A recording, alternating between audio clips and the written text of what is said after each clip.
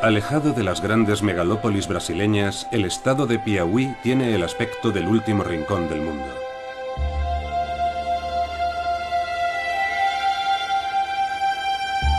Situado en una zona árida del noreste, ha permanecido ajeno a los grandes cambios económicos y culturales que ha experimentado el país y hoy es el estado más pobre de Brasil.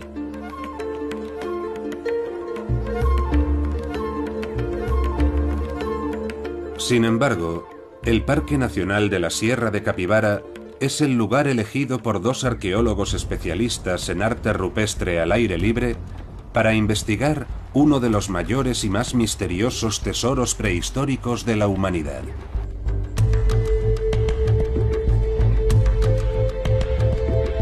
A finales de los 70, una joven arqueóloga franco-brasileña, Nied Guidon, descubrió en esta zona casi por casualidad un yacimiento de pinturas rupestres hasta entonces desconocidas.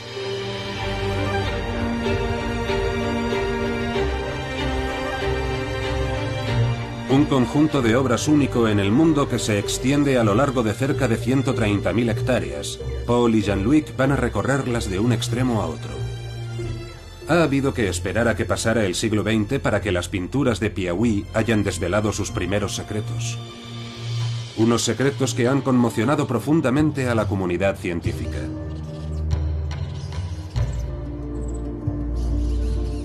Paul Van y Jean-Luc Lequelec acuden a esta región apartada de Brasil para contribuir al debate que sacude al mundo de la arqueología, ya que si las pinturas de Piauí resultasen ser las más antiguas del continente, toda la teoría de colonización de América se desmoronaría. Memorias de piedra.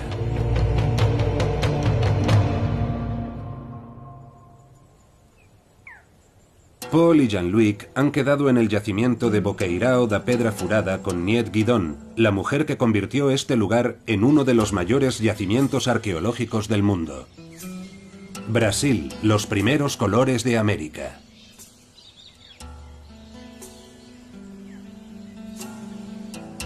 Paul tuvo la oportunidad de venir hace 25 años para investigar. En el caso de Jean-Luc, esta es su primera visita.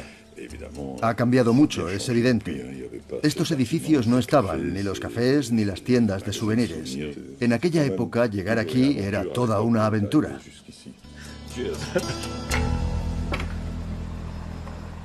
Nied Guidon tiene hoy 82 años. Al final de la década de los 70, encontró los primeros yacimientos junto a un campesino de la región.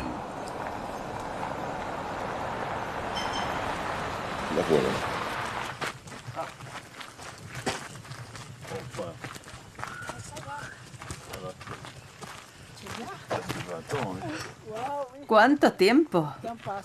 La última vez que nos vimos fue cuando viniste a Cambridge. Te presento a mi amigo Jean-Luc.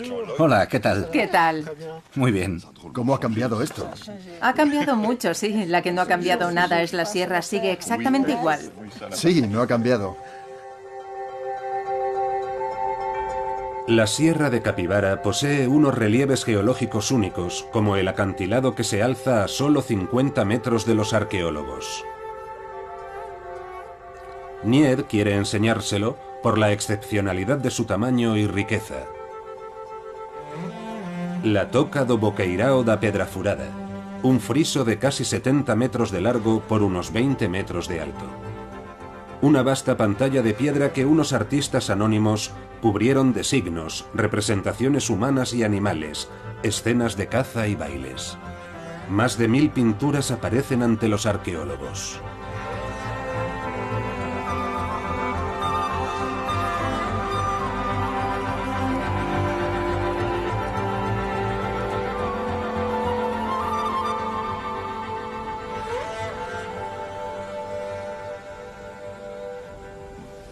Magnífico.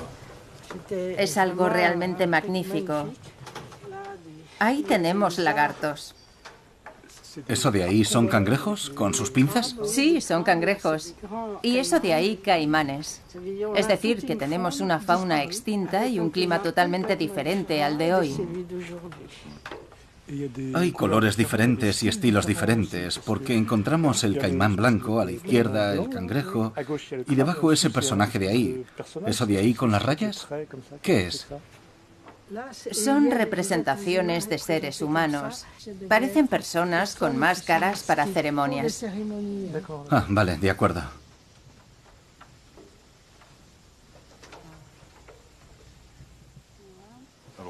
De todas las figuras que hay en el parque, en este mismo yacimiento, ¿por qué has elegido este panel para representarlo?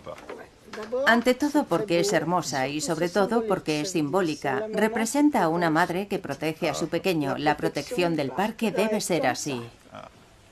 En la figura que se ha utilizado para el logo, la cría que está entre las patas de la madre parece estar representada en el denominado galope volador, con las patas delanteras y traseras extendidas. Sí, así es.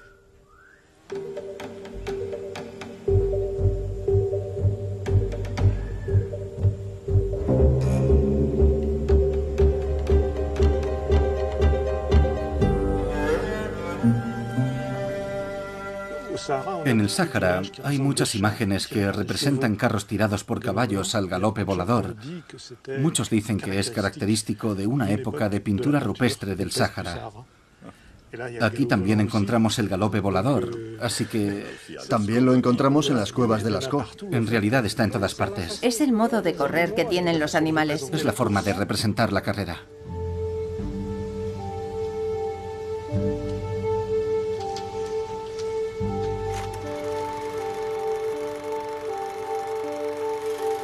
Pero la extraordinaria aventura no se quedó en el descubrimiento de las pinturas. Al excavar el suelo a los pies de la pared, el equipo de Niet Guidon desenterró restos del carbón vegetal de una hoguera prehistórica mezclados con fragmentos de pintura, demostrando que tienen la misma antigüedad.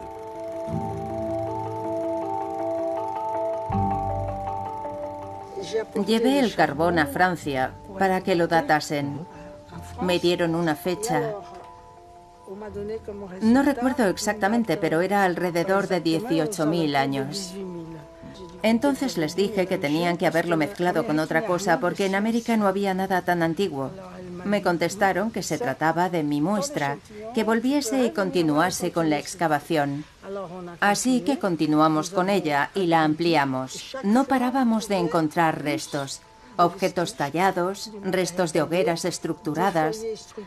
Así que la excavación siguió creciendo hasta llegar a ocupar esta inmensa superficie. Hemos llegado hasta los 8,5 metros de profundidad, a la roca madre.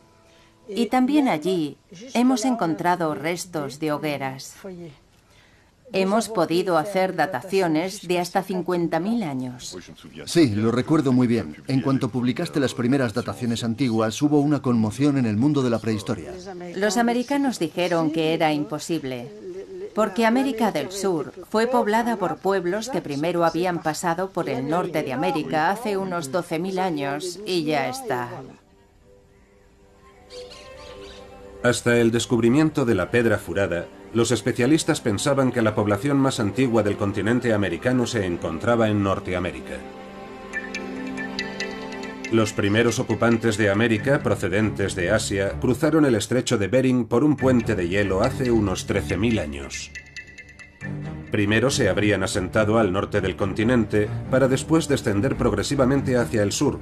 Es la denominada teoría de Clovis, que recibe el nombre de la ciudad de Clovis en Nuevo México, en donde se encontraron algunos utensilios prehistóricos.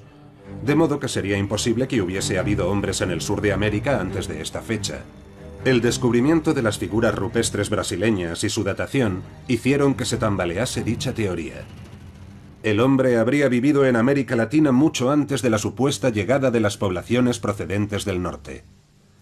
Niet Guidon no se imaginaba ni por un momento que estaba desenterrando una auténtica bomba que iba a alterar por completo la teoría clásica de colonización del continente americano.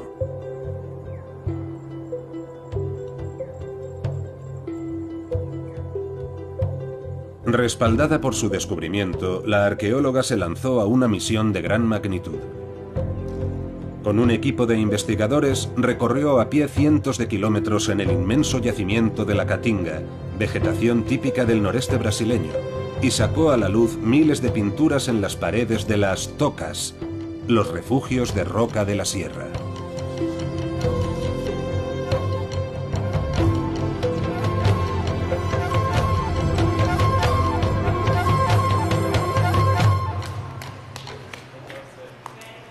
Paul y Jean-Luc han querido conocer a uno de los primeros testigos, Nivaldo. Trabaja en una fábrica de cerámica, pero también es el guía más antiguo del parque.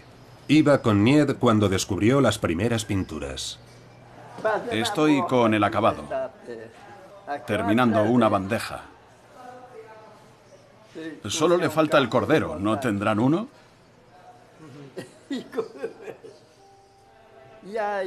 Entonces aquí no había coches. Ella venía andando. Recorría todos los caminos a pie. Era duro para ella. Yo estaba acostumbrado, pero ella no estaba hecha para recorrer la Caatinga. Cuando llovía, cuando hacía mucho calor, corríamos a refugiarnos en la roca, y así fue como encontramos la serie de pinturas en las paredes de la toca. ¿Quién las hizo? Aquí dicen que eran cazadores, que vivían ahí, y dibujaban en las paredes los animales que cazaban. En las paredes dibujaban, por ejemplo, ciervos, animales que cazaban y ya no se ven en estos lugares, e incluso animales que ni siquiera conocemos hoy.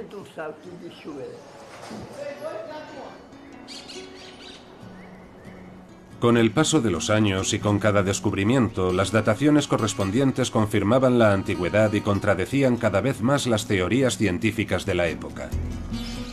La fama del yacimiento iba creciendo. Se hizo indispensable protegerlo y darlo a conocer.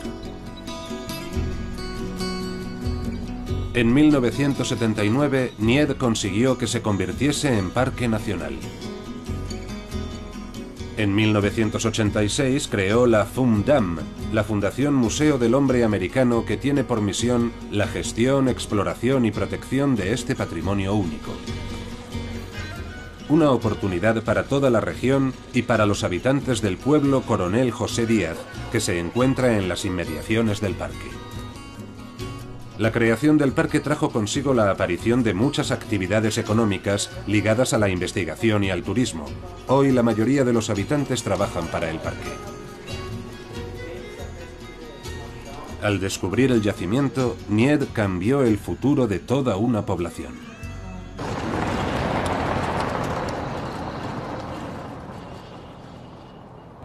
Giselle Daltrini también es arqueóloga. Es una de las colaboradoras más antiguas de Nied.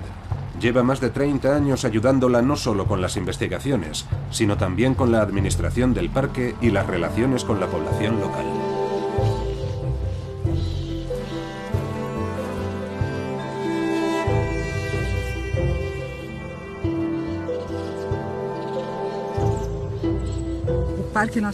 El Parque Nacional de la Sierra de Capibara se extiende a lo largo de 129.000 hectáreas. El número de yacimientos y refugios con pinturas en la zona del parque y en la vecina Sierra das Confissões asciende a un total de 1.352 yacimientos arqueológicos. En 1991, la UNESCO declaró las pinturas rupestres de la región Patrimonio de la Humanidad. Dicho reconocimiento ha supuesto una mejora para la región en términos de conservación del patrimonio cultural y del patrimonio medioambiental de la Caatinga.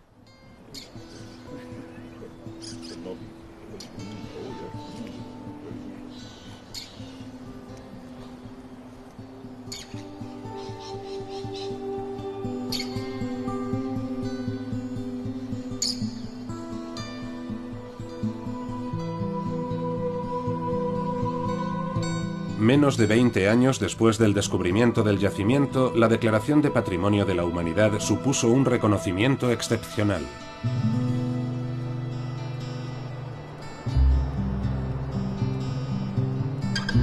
Pero todavía queda por hacer un trabajo inmenso para desvelar más sobre los misterios del parque. ¿Quiénes eran realmente los americanos de la prehistoria? ¿Las obras que dejaron tras de sí pueden ayudarnos a conocerlos?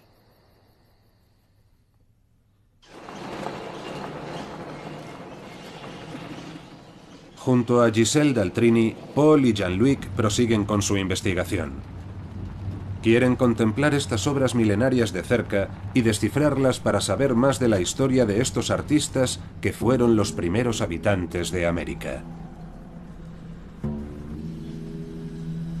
Paul y Jean-Luc descubren la riqueza de las pinturas de las paredes de las tocas, los refugios en las rocas de la sierra. Las pinturas rupestres de la Sierra de Capibara forman escenas particularmente narrativas en las que predominan las figuras humanas, a diferencia de las pinturas rupestres europeas. Nuestros arqueólogos tratan de ver las posibles interpretaciones. Lo que vemos aquí podría ser una escena de caza o de lucha, probablemente de caza. Sí, vemos muchos hombres. Las figuras son de tamaño pequeño, con tocados o con plumas. En cualquier caso llevan algo en la cabeza. Todos llevan un palo con un gancho en el extremo. Parece ser una lanza. Y luchan con los animales. O más bien su atención se centra en los hermosos animales que están debajo de ellos, con dibujos geométricos en el interior muy bien dibujados. ¿Qué piensas, Jean-Luc? No creo que sea una escena de lucha. Por los atlats, este tipo de arma es inútil para matar a otra persona. El atlat es un propulsor que sirve para matar animales que corren deprisa y lejos. Es un arma potente que puede lanzarse hasta a 100 metros. Además, están todos en fila, mirando hacia el ciervo, tratando de matarlo. Es uno de los problemas básicos que presenta el arte rupestre cuando tratamos de comprender lo que intenta transmitirnos. ¿Es decorativo? ¿Narra una historia? ¿Se trata de una historia real, una lucha real, una escena de caza real que decidieron plasmar en una pared? ¿Es un mito, una parte de las leyes de la creación? Sencillamente no lo sabemos. Narra claramente una historia, pero si es real o mitológica, eso ya es otro tema.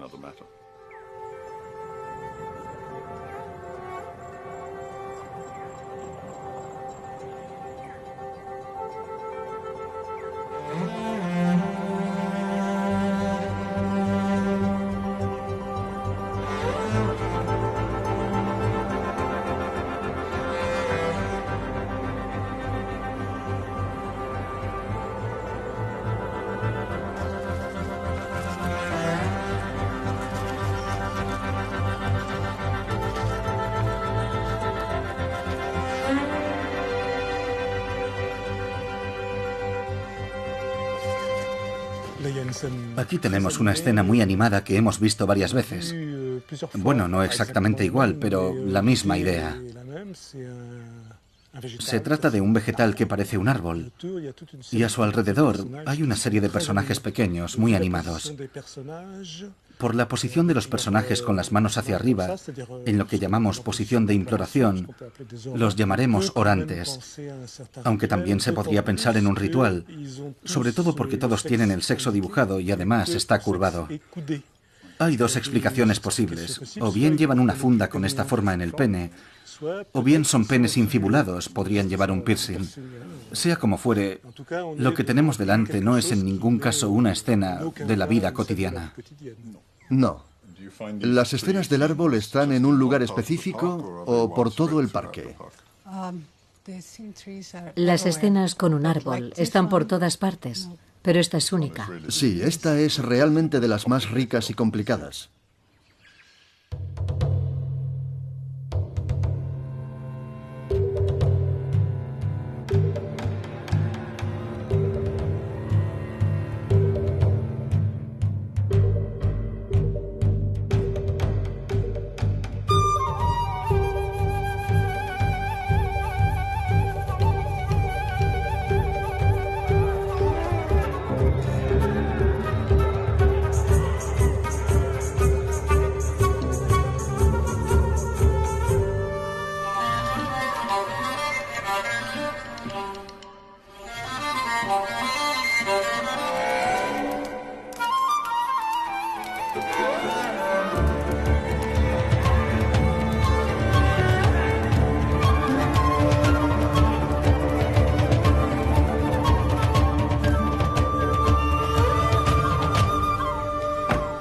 Giselle quiere mostrar a Paul y Jean-Luc un yacimiento que diferencia a la Sierra de Capibara de los demás yacimientos. En él encontramos numerosas escenas que representan actos sexuales. Pinturas sorprendentes que intrigan a nuestros dos arqueólogos. Es complicado saber por qué reunirían escenas particulares en lugares diferentes. Es posible que este refugio se utilizara más que otros para las actividades sexuales, o quizás vivieran en él personas muy interesadas en este tipo de escenas, más que en las cotidianas o en la mitología y los rituales. Realmente es raro encontrar concentraciones de dibujos de este modo.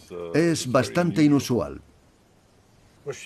Yo no creo que haya que interpretar las escenas de forma realista, porque a la izquierda hay dos ciervos corriendo hacia los personajes.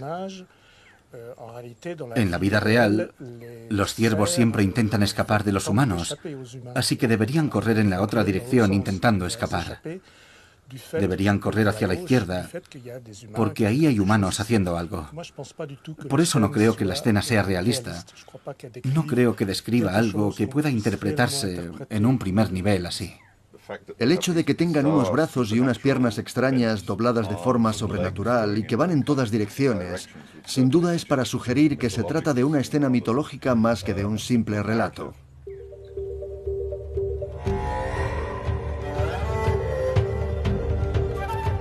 Las figuras de la sierra son móviles, parecen bailar, saltar, jugar. Hacen el amor, cazan. Las paredes desprenden la sensación de alegría, movimiento, ligereza, esperanza. Una alegre agitación.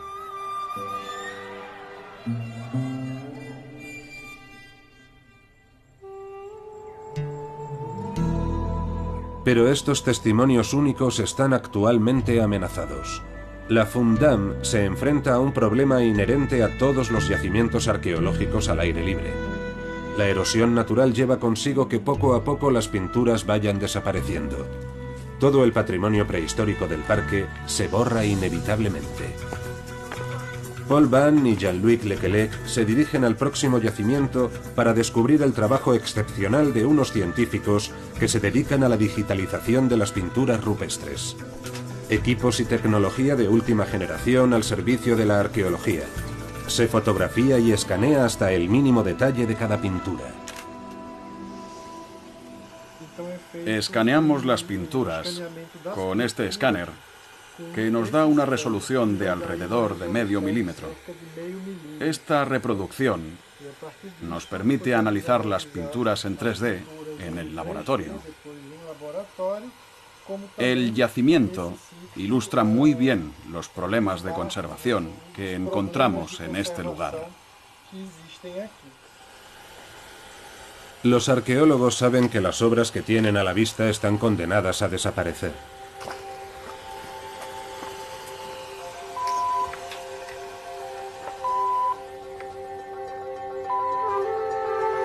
Una razón más para aprovechar cada momento para observar y analizar las pinturas sobre el terreno.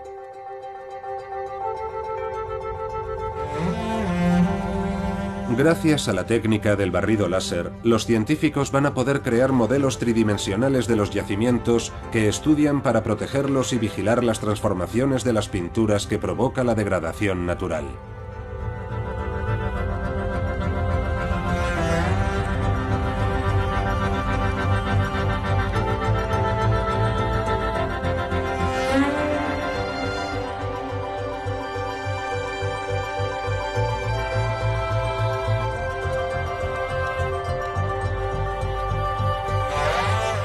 Una técnica perfecta para estudiar el patrimonio arqueológico del Parque Nacional de la Sierra de Capibara.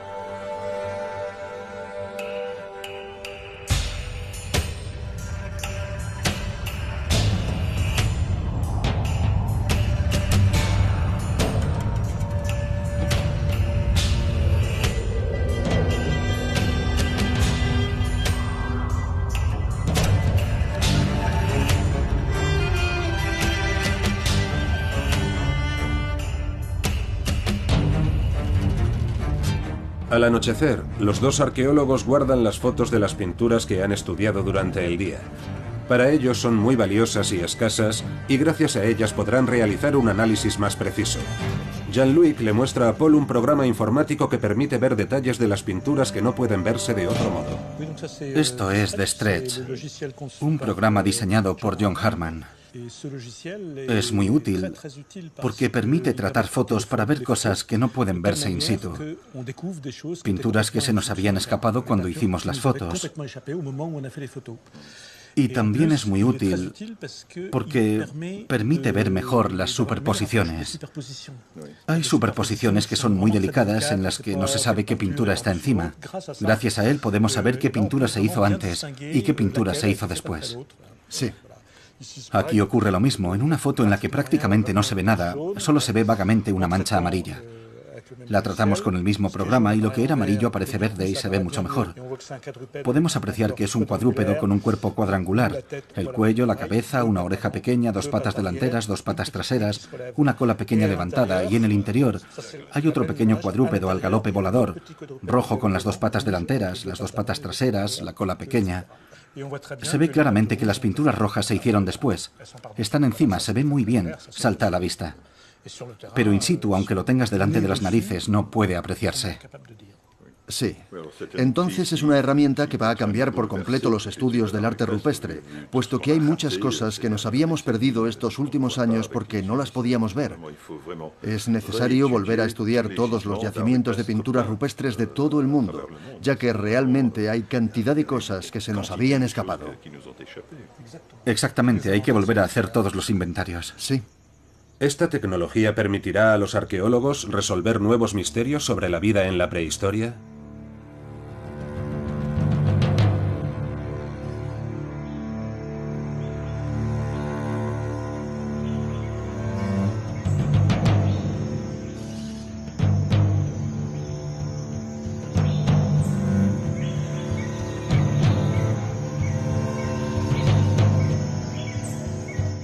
Hace más de 10.000 años la Sierra de Capibara, hoy semiárida, estaba cubierta por una selva tropical, verde, densa, húmeda, con árboles inmensos y ríos llenos de peces.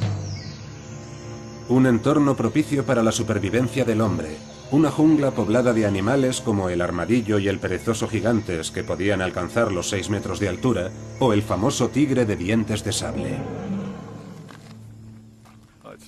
Qué vista tan magnífica, ¿no te parece? Seguro que no ha cambiado por lo menos geológicamente en 25 o 30.000 años, pero el clima y la vegetación sí que han cambiado. Me parece estar viendo y escuchando a los animales enormes aplastando la vegetación.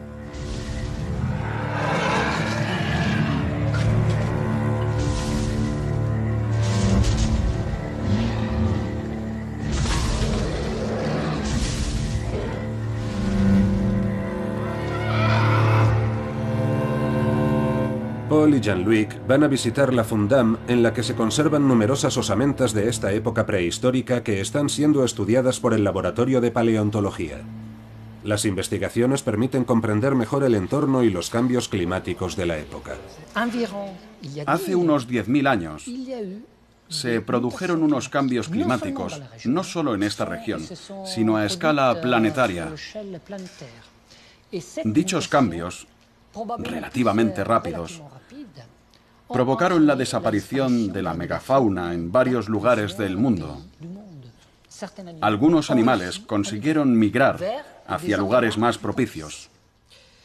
Otros no lo consiguieron y tampoco pudieron adaptarse, como la gran mayoría de la megafauna: mastodontes, perezosos gigantes, cliptodontes, armadillos gigantes y caballos. Otros, como los ciervos, los pecaríes, la mayoría de los carnívoros y el hombre, consiguieron adaptarse. Por eso todavía están aquí. ¡Qué sorpresa! Nuestros dos arqueólogos han tenido la suerte de encontrar a uno de los supervivientes, un armadillo. La especie ha atravesado los siglos hasta llegar a nuestros días. ¡Qué animal tan formidable! Con su armadura por encima y su tripa tan blanda. Sencillamente magnífico. Sí. Se lo va a enseñar a Niet. Después se ocupará y cuidará de él.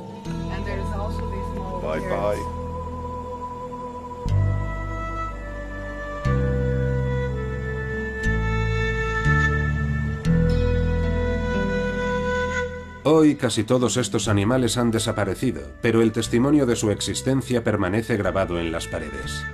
Unas especies que se extinguieron hace 10.000 años. Los hombres lucharon por la supervivencia y dejaron aquí el testimonio de su paso. Sin embargo, pese a todas las pruebas acumuladas a lo largo de los años, algunos investigadores siguen teniendo dudas sobre las dataciones de muchos yacimientos del parque. Para hacer frente a sus detractores y defender la legitimidad del parque, Niet Guidon recurrió a un nuevo equipo. En 2008, apoyado por un equipo pluridisciplinar, Eric Boeda tomó el testigo para perfeccionar e impulsar las investigaciones arqueológicas. Es profesor de arqueología, miembro del Instituto Universitario de Francia e internacionalmente reconocido por sus trabajos sobre herramientas prehistóricas. Tiene a su cargo numerosas misiones arqueológicas por todo el mundo y desde sus primeros descubrimientos en la Sierra de Capibara está de acuerdo con las dataciones efectuadas. Llegaste en 2008, ¿no? En 2008, sí. Niet Guidon me pidió que viniera para hacer el enésimo peritaje del material de Boqueirão. Así que vine con un colega brasileño llamado Emilio Fogassa. Inspeccionamos el material y no entendíamos por qué se había creado tanta polémica. Era evidente.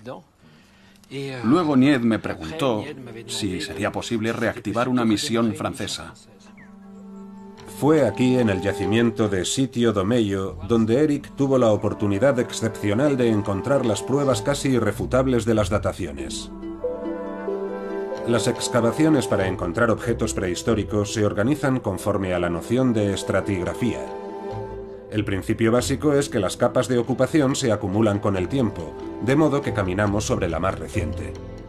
Al excavar, encontramos las capas precedentes, y cuanto más se excava, más antiguas son las capas que encontramos. De modo que los restos más antiguos serán los que se encuentran en la parte más profunda de la excavación. En el yacimiento de Sitio do Meio se produjo un hundimiento del techo rocoso que selló por completo los niveles situados por debajo. Eric Boeda realizó excavaciones y pasó bajo el nivel de hundimiento. Sus hallazgos confirmaron las dataciones de Niet. 3 carbones vegetales fueron datados aquí directamente, 28.000 años, 28.000 años y 28.000 años. Se asociaron al que había sido encontrado aquí y que conseguimos posicionar. Procedía de esa zona de allí. Había dado 25, pero una vez calibrado dio 28. Más otro que acabamos de conseguir también da 28, así que la datación es 28.000 años. De modo que este episodio sedimentario corresponde a una vivienda de 28.000 años.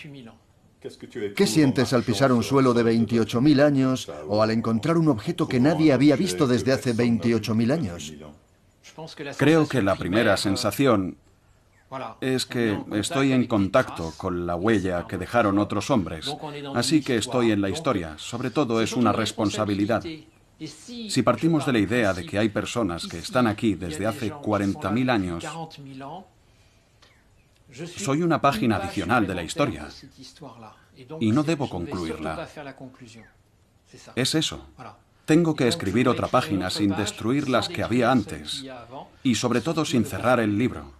Esa es mi responsabilidad.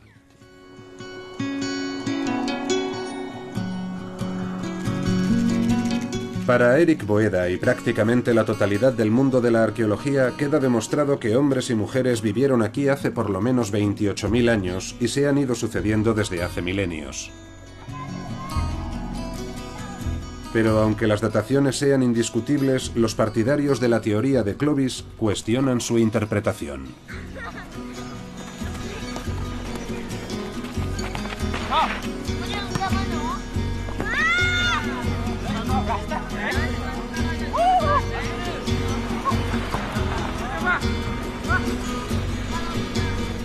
Algunos científicos cuestionan los argumentos esgrimidos por Eric Boeda, alegando que no confirman en absoluto la presencia del hombre hace 30.000 años. Según ellos, el carbón no procedería de hogueras hechas por el hombre, sino de incendios naturales, y las piedras encontradas por Eric Boeda no serían herramientas, sino solo el resultado de la caída de piedras. Pero para este especialista en herramientas antiguas de la prehistoria, científico eminente, el origen antrópico es indudable. En resumen, hay que retroceder y hacerse esta pregunta. ¿Qué es una herramienta? Una herramienta posee una parte que se coge con la mano y permite manipular el objeto. Tiene que ser cómodo, porque si es puntiagudo, puede herirte y no podrás trabajar con la herramienta. Si es informe, no se podrá efectuar según qué gestos. Así que la parte prensil, que nunca se ve, es el mango del tenedor, el mango de la cuchara. No le solemos dar mucha importancia, pero sin mango no se puede utilizar la herramienta. Si le quitas el mango a un tenedor, a ver cómo comes con él. Así que se trata de una parte fundamental, pero es invisible. En cambio, la parte que está en contacto con la materia que trabajamos es visible, así que solo vamos a ver esta parte. La parte prensil es fundamental. Significa que el momento de la selección es muy importante. Vamos a fabricar un objeto de carnicería. Vamos a hacer primero lo que se denomina el triscado. Tengo la parte plana aquí y progresivamente voy a llegar hasta aquí para poder lograr la parte cortante.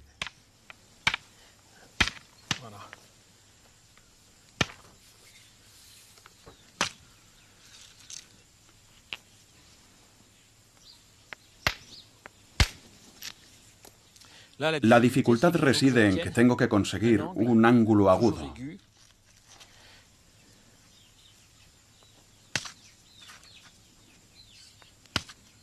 Ya tengo una especie de microdenticulación. La parte cortante no es una línea recta, sino sinusoidal. Es la actual sierra, propia de los útiles de carnicería para cortar articulaciones y tendones. Bueno, como comprenderán, no puedo profundizar mucho, pero es muy eficaz. Entonces, si lo he entendido bien, hay herramientas que tienen un aspecto primitivo, solo es el aspecto, pero podría pensarse que son muy antiguas por el aspecto. Y me da la impresión de que algunas tienen un aspecto tan primitivo que muchos han pensado que ni siquiera eran herramientas. Bien, supongamos que la piedra cae por la pendiente. Se producen entonces fracturas naturales, pero cuando la naturaleza produce un objeto por una caída por la gravedad, el objeto carece de funcionalidad. Los golpes que se producen sobre el objeto no siguen una lógica. Son aleatorios. Son totalmente aleatorios. Sin embargo, cuando el hombre quiere fabricar un objeto, tiene un objetivo funcional, y dicho objetivo supone una parte prensil, una parte que puede transformarse, que permite imprimir una energía, de modo que hay que respetar un conjunto de factores. También se ha dicho que son obra de monos, pero ningún artículo habla de monos tallando y fabricando objetos cortantes para su uso. El mono utiliza una propiedad de las piedras, el peso. Pero si nos fijamos detenidamente y observamos los impactos, utiliza cualquier parte de esta superficie. Es decir, que va a golpear, pero no tiene ninguna noción de la cualidad del impacto. Así que el objeto producido por la naturaleza queda excluido, y el objeto producido por un mono queda doblemente excluido.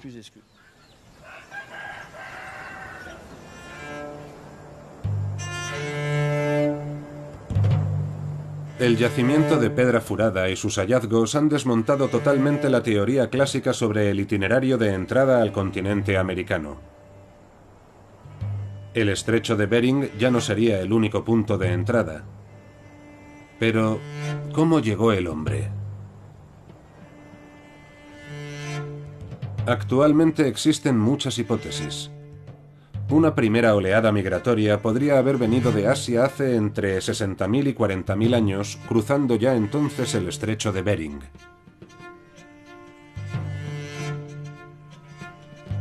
El hombre también podría haber bordeado la costa practicando el cabotaje.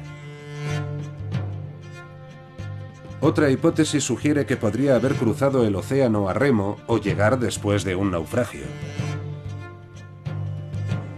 Hoy los científicos estudian todas las posibilidades en función del punto de partida, de la estación de la travesía, de las corrientes marinas, de los vientos y de las posibilidades de supervivencia. Pero Nied y sus equipos han conseguido que casi el conjunto de la comunidad científica admita que el hombre vivió en el sur de América hace más de 25.000 años. Por la noche, Paul y Jean-Luc van a casa de Nied. Para ella, la polémica ya no tiene razón de ser. ¿Todavía existe la polémica o en general ya lo han aceptado? No, creo que ya está totalmente aceptado. Creo que ahora los más escépticos tienen que admitir que... Por supuesto, los trabajos y las publicaciones de aquí están empezando a salir en las revistas americanas y no hay ningún problema. Eran teorías. Y para que una teoría se convierta en ley, necesita datos. Si no hay datos, o si hay datos que dicen que no es cierta, la teoría deja de existir. Creo que mucha gente se tomó la teoría de Clovis como si fuera una ley, cuando solo era una teoría.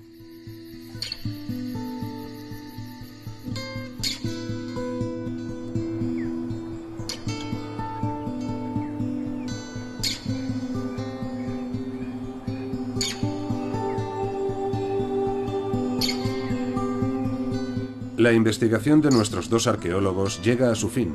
Ha quedado demostrado que en la Sierra de Capibara vivieron hombres hace miles de años. Hombres, o mejor deberíamos decir artistas.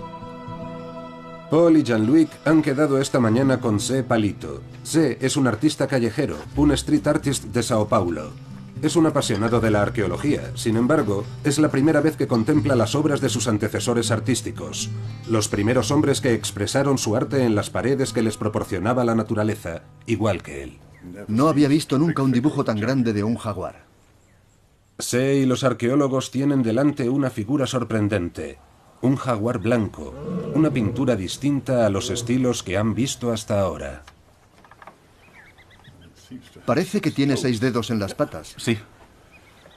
La pintura presenta unas semejanzas sorprendentes con el trabajo de Zé Palito. En las obras de Zé, la naturaleza está muy presente y a menudo representada por jaguares y tigres. Zé, ¿cuál es su reacción ante esta pintura? Tenemos aquí un jaguar, que es un elemento mayor, realzado en una pared hecho hace miles de años. Su trabajo es muy similar. Suele representar un jaguar en primer plano. Es evidente que existen diferencias. Cada cual se expresa en función y conforme a su tiempo, su problemática, y utiliza materiales diferentes. Pero tenemos en común el hecho de expresarnos en una superficie sólida al aire libre. Resulta interesante pensar que hace miles de años ya hacían lo mismo que hago yo hoy. Expresarme sobre una pared. Me parece interesante también pensar en las técnicas de pigmentación que utilizaban. Lo que hago yo es efímero, no aguanta tanto tiempo ni aunque utilice técnicas muy modernas. Mi pigmentación no es buena. Mientras que sus pinturas llevan ahí desde hace miles y miles de años. Los pigmentos naturales son los mejores pigmentos, los que más tiempo duran. Pueden aguantar entre 10.000, 20.000, 30.000 años, porque son pigmentos minerales. No se modifican con el tiempo. La modificación que se puede realizar es añadir fijadores para que aguanten. Pero los métodos de pintura que se inventaron en la prehistoria se han utilizado sin ningún cambio hasta el siglo XIX. Algunas pinturas son de gran tamaño. Se hicieron para ser vistas de lejos y por muchas personas a la vez. Otras son muy pequeñas y hay que acercarse mucho para verlas. Son privadas, más discretas. De modo que resulta difícil dar las mismas explicaciones para las dos. No sé si en su arte existe algo parecido. El sol tiene una gran influencia. Por ejemplo, si el artista pinta sobre una pared a la que da mucho el sol, si pasa todo el día al sol, es muy posible que su trabajo no sea tan detallista. Sin embargo, si está a la sombra, permanecerá más tiempo, estará más tranquilo. Por lo que he podido ver aquí, el hombre prehistórico pintaba generalmente a la sombra, lo que explica todos estos detalles y los dibujos pequeños. Detalles que pueden verse a simple vista, pero también pinturas que se perciben gracias a los programas de análisis de imágenes utilizados por Jean-Luc. Analizar las imágenes de una pintura mural es como efectuar una excavación en un yacimiento arqueológico. Gracias a estos programas podemos conseguir que aparezcan elementos casi invisibles. De este modo se puede establecer el orden de composición del panel, precisar las superposiciones y, como consecuencia, establecer la cronología de su realización.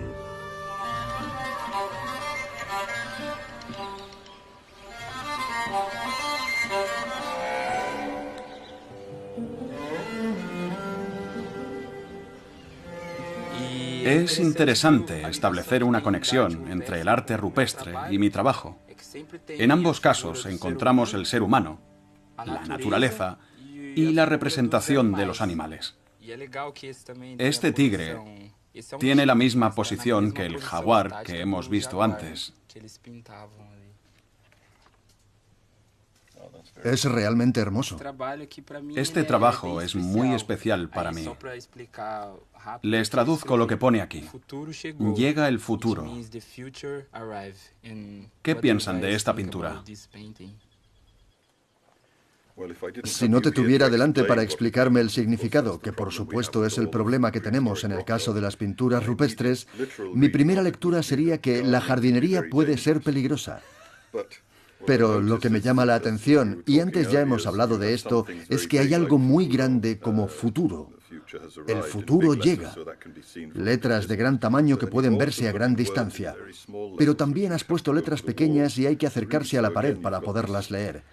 De nuevo, tenemos la conexión entre elementos grandes, hechos para ser vistos desde lejos, y cosas más privadas para las que hay que acercarse y esforzarse un poco para poderlas ver.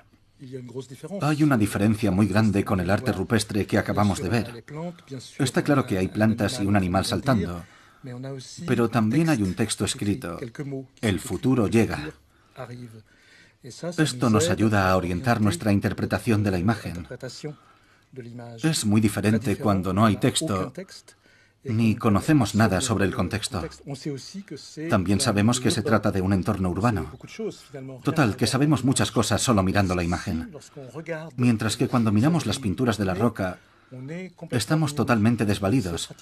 No sabemos prácticamente nada y no podemos interpretar. E incluso en el caso de tu obra, con la imagen y el texto, afortunadamente contamos con tu interpretación, porque si no podríamos decir una tontería, creo. Así que en el caso del arte rupestre es mucho peor. Es fácil equivocarse por completo porque no tenemos ninguna indicación escrita ni oral. Las personas que las hicieron no pueden explicarnos lo que hicieron. El parque no es solo la fabulosa herencia artística que dejaron nuestros antepasados. También es un lugar de conservación de la fauna y flora, un entorno maravilloso para científicos de todo el mundo, no solo para arqueólogos, también para botánicos, zoólogos, un espacio protegido en donde la naturaleza brasileña puede recuperar sus derechos.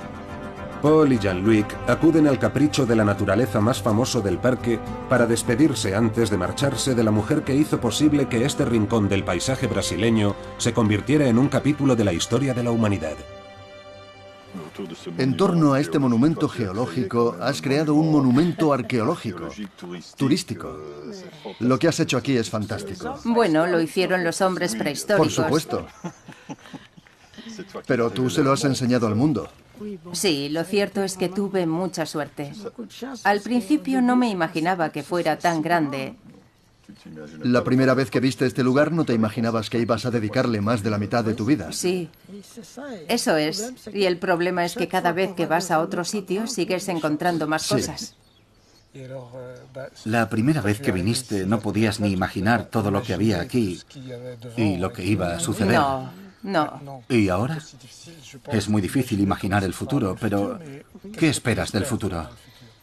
Lo que yo espero es que todas las personas que hemos formado continúen para intentar mantener todo esto. No depende de mí. Creo que ya hemos formado a bastantes personas que hoy ya han hecho el doctorado y podrían continuar con las investigaciones y mantener todo el yacimiento. ¿Y el futuro más lejano, con los más pequeños? ¿Los más pequeños? Todo esto ya está en los temarios de los libros. Sierra de Capibara aparece en los libros de historia. Los profesores traen a sus alumnos para que lo vean. El futuro depende de la educación. Sí. La esperanza son los jóvenes. Así es. Creo que a todos los niños que vienen a verlo les gusta mucho.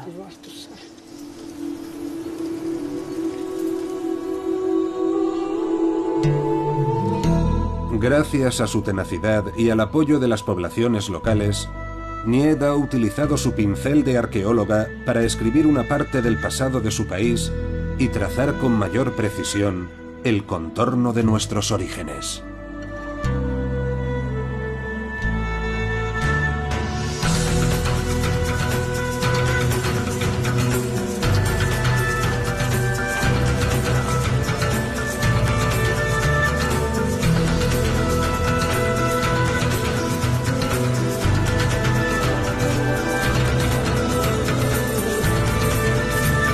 Pinturas de Piauí resultasen ser las más antiguas del continente, toda la teoría de colonización de América se desmoronaría.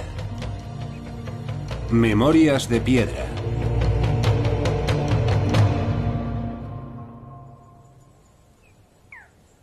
Paul y Jean-Luc han quedado en el yacimiento de Boqueirão da Pedra Furada con Nied Guidon, la mujer que convirtió este lugar en uno de los mayores yacimientos arqueológicos del mundo.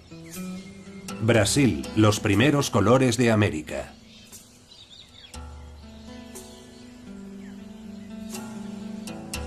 Paul tuvo la oportunidad de venir hace 25 años para investigar.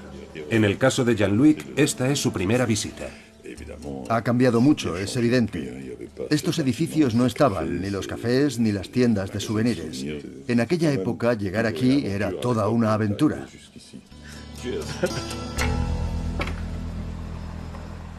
Nied Guidon tiene hoy 82 años. Al final de la década de los 70, encontró los primeros yacimientos junto a un campesino de la región.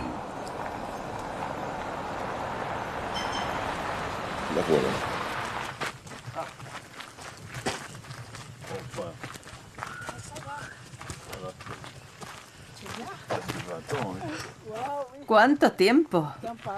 La última vez que nos vimos fue cuando viniste a Cambridge. Te presento a mi amigo Jean-Luc. Hola, ¿qué tal? ¿Qué tal? Muy bien. ¿Cómo ha cambiado esto? Ha cambiado mucho, sí. La que no ha cambiado nada es la sierra. Sigue exactamente igual. Sí, no ha cambiado. La Sierra de Capibara posee unos relieves geológicos únicos, como el acantilado que se alza a solo 50 metros de los arqueólogos. Nied quiere enseñárselo por la excepción.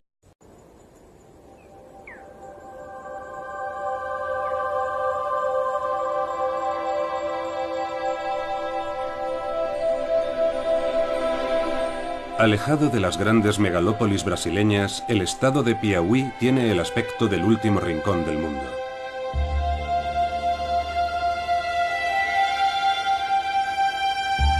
Situado en una zona árida del noreste, ha permanecido ajeno a los grandes cambios económicos y culturales que ha experimentado el país y hoy es el estado más pobre de Brasil.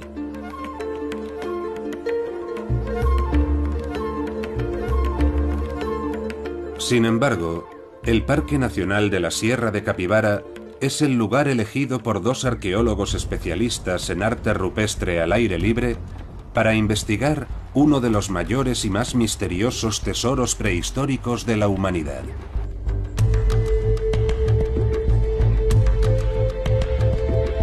A finales de los 70, una joven arqueóloga franco-brasileña, Nied Guidon, descubrió en esta zona casi por casualidad un yacimiento de pinturas rupestres hasta entonces desconocidas.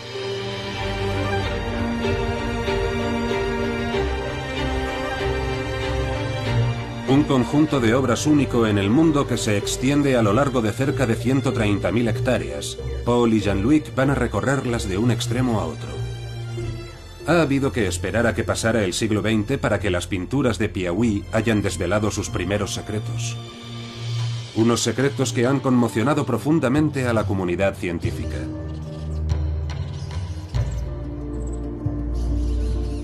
Paul Ban y Jean-Luc Lequelec acuden a esta región apartada de Brasil para contribuir al debate que sacude al mundo de la arqueología, ya que si las... Siguió creciendo hasta llegar a ocupar esta inmensa superficie.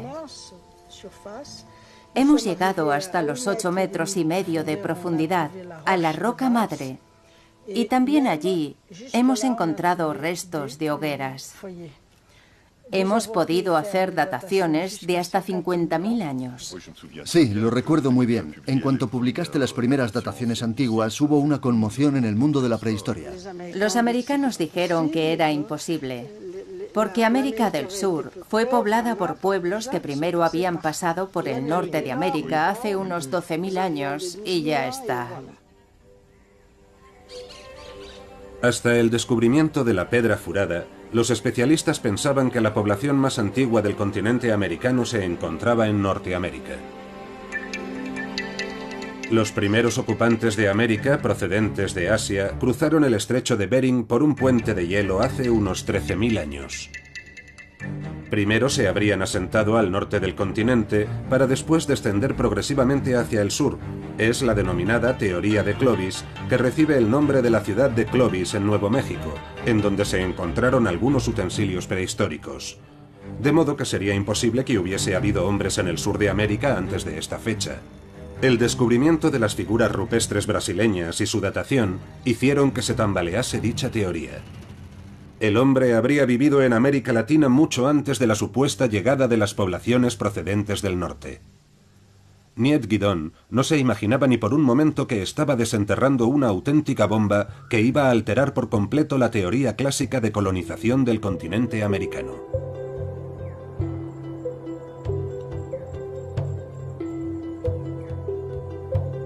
Respaldada por su descubrimiento, la arqueóloga señalidad de su tamaño y riqueza.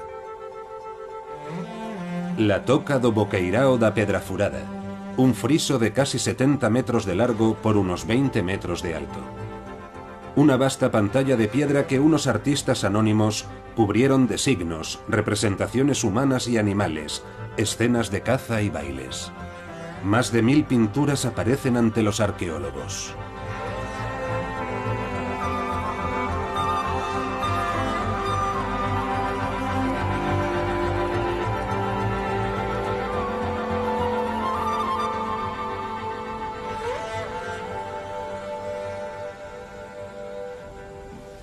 Magnífico. Es algo realmente magnífico.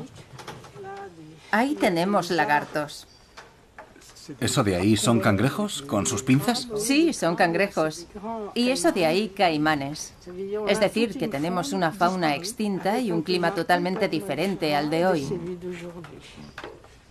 Hay colores diferentes y estilos diferentes, porque encontramos el caimán blanco a la izquierda, el cangrejo, y debajo ese personaje de ahí. ¿Eso de ahí con las rayas? ¿Qué es? Son representaciones de seres humanos. Parecen personas con máscaras para ceremonias. Ah, vale, de acuerdo.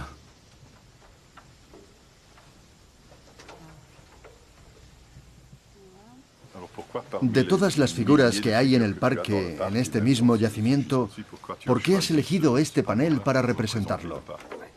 Ante todo porque es hermosa y sobre todo porque es simbólica. Representa a una madre que protege a su pequeño. La protección del parque debe ser así. En la figura que se ha utilizado para el logo, la cría que está entre las patas de la madre parece estar representada en el denominado galope volador, con las patas delanteras y traseras extendidas. Sí, sí, así es.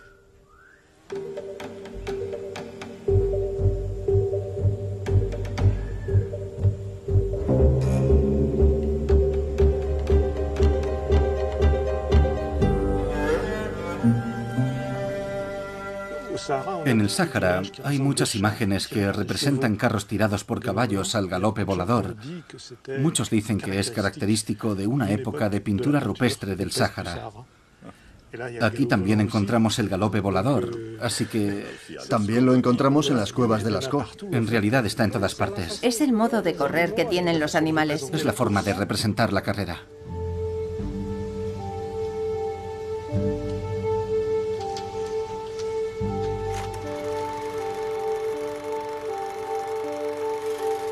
Pero la extraordinaria aventura no se quedó en el descubrimiento de las pinturas. Al excavar el suelo a los pies de la pared, el equipo de Niet Guidon desenterró restos del carbón vegetal de una hoguera prehistórica mezclados con fragmentos de pintura, demostrando que tienen la misma antigüedad.